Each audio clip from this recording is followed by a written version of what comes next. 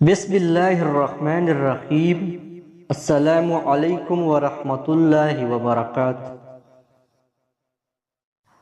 ناظرین، اللہ تعالیٰ نے قرآن کریم میں تقریباً 32 مقامات پر نماز کے ساتھ زکوٰۃ کا ذکر فرمایا ہے، جس سے اس کی اہمیت معلوم ہو سکتی ہے، اور نبی پاک صلی اللہ علیہ وسلم کی گئی بے شمار احادیث میں زکوٰۃ کی فضیلت، ترغیب اور افادیت کو اجاگر کیا گیا ہے۔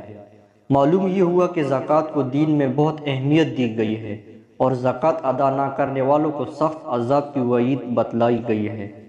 ایک حدیث میں ہے، حضرت عبداللہ بن مسعود رضی اللہ عنہ آپ علیہ السلام کا ارشاد نقل فرماتے ہیں کہ جو شخص اپنے مال کی زکوٰۃ ادا نہیں کرتا، قیامت کے دن اس کا مال گنج سام کی شکل میں اس کی گردن میں ڈال دیا جائے گا۔ راوی کہتے ہیں کہ پھر آپ صلی اللہ علیہ وسلم نے قرآن پاک کی آیات کا مقصد ہمیں سمجھایا، اور یہ آیت تلاوت کی، جس کا ترجمہ یہ ہے: اور ہرگز خیال نہ کریں ایسے لوگ جو ایسی چیز میں بخل کرتے ہیں جو اللہ نے ان کو اپنے فضل سے دی ہے، جن لوگوں پر زکوٰۃ فرض ہے اور وہ اپنے مال میں سے زکوٰۃ نہیں نکالتے، ایسے لوگوں کو قیامت کے روز طوق پہنا دیے جائیں گے، اس کا جس میں انہوں نے بخل کیا تھا۔ زکوٰۃ ادا کرنے کے فوائد۔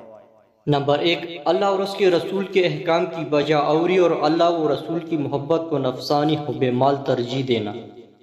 نمبر 2، معمولی عمل کے مقابلے میں اسے کئی گنا زیادہ ثواب کا حصول۔ اللہ تعالیٰ فرماتے ہیں، ترجمہ: وہ لوگ جو اپنا مال اللہ کی راہ میں خرچ کرتے ہیں، ان کے اس خرچہ کی مثال اس دانے کی ہے جس سے 7 بالیاں اگی، ہر بالی میں 100 دانہ ہو۔ اللہ تعالیٰ جسے چاہتے ہیں کئی گنا بڑھا کر دیتے ہیں۔ نمبر 3، صدقہ و زکوٰۃ ایمان کی دلیل اور اس کا ثبوت ہے، جیسا کہ آپ صلی اللہ علیہ وسلم نے فرمایا، صدقہ ایمان کا ثبوت ہے۔ نمبر 4، گناہ اور برے اخلاق سے پاکیزگی کا سبب۔ اللہ تعالیٰ فرماتے ہیں، ترجمہ: ان کے مال سے صدقہ وصول کر کے انہیں گناہوں سے پاک و صاف کرو۔ نمبر 5، مال میں خیر و برکت پیدا ہوتی ہے اور نقصانات سے محفوظ ہو جاتا ہے۔ رسول اللہ صلی اللہ علیہ وسلم نے فرمایا، صدقہ کرنے سے کبھی مال کم نہیں ہوتا۔ اور اللہ تعالیٰ فرماتے ہیں، ترجمہ: اور جو چیز بھی تم اللہ کی راہ میں خرچ کرتے ہو تو اللہ تعالیٰ اس کا نعم البدل عطا کرتے ہیں، اور وہی بہترین رزق دینے والا ہے۔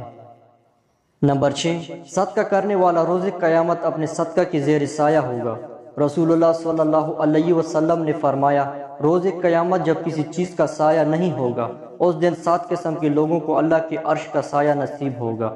ان میں ایک وہ شخص ہے جس نے اس طرح سے چھپا کر صدقہ کیا کہ اس کے بائیں ہاتھ کو معلوم نہ ہو کہ اس کے دائیں ہاتھ نے کیا صدقہ کیا ہے۔ نمبر 7، صدقہ رحمت الہی کا سبب ہے۔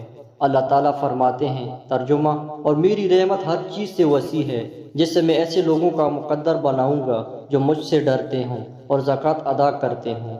زکوٰۃ نہ دینے والوں کی سزا۔ زکوٰۃ نہ دینا بہت بڑا جرم ہے، اور مانعین زکوٰۃ کے لیے دردناک عذاب کی وعید آئی ہے۔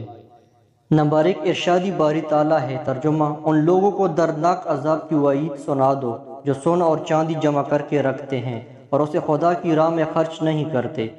ایک دن آئے گا کہ اسی سونے چاندی پر جہنم کی آگ دہکائی جائے گی، اور پھر اس سے ان لوگوں کی پیشانیوں، پہلوؤں اور پیٹھوں کو داغا جائے گا، اور کہا جائے گا کہ یہی وہ خزانہ ہے جو تم نے اپنے لیے جمع کیا تھا، لو اب اپنی جمع کی ہوئی دولت کا مزہ چکھو۔ نمبر 2، مسند احمد اور صحیح مسلم میں حضرت ابو ہریرہ رضی اللہ تعالیٰ عنہ سے روایت ہے کہ رسول اللہ صلی اللہ علیہ وسلم نے فرمایا، جو دولت مند شخص اپنی دولت کی زکوٰۃ نہیں نکالتا تو قیامت کے روز اس کی اسی دولت کی تختیاں بنا کر جہنم کی آگ میں گرم کی جائیں گی، پھر ان سے اس کے پہلو، پیشانی اور پیٹھ کو داغا جائے گا۔ یہ ایسے دن میں ہوگا جو 50,000 سال کے برابر ہوگا، یہاں تک کہ اللہ تعالیٰ بندوں کا حساب کر لے، اس کے بعد اسے جنت یا جہنم کا راستہ دکھایا جائے گا۔ نمبر 3، حضرت ابو ہریرہ رضی اللہ تعالیٰ عنہ سے روایت ہے کہ رسول اللہ صلی اللہ علیہ وسلم نے ارشاد فرمایا، جس کو اللہ تعالیٰ نے مال دیا ہو اور اس نے اسے زکوٰۃ ادا نہ کی تو قیامت کے دن اس کا مال گنج سام کی شکل میں، جس کی آنکھوں میں 2 نقطے ہوں گے، اس کے گلے کا توق بن جائے گا۔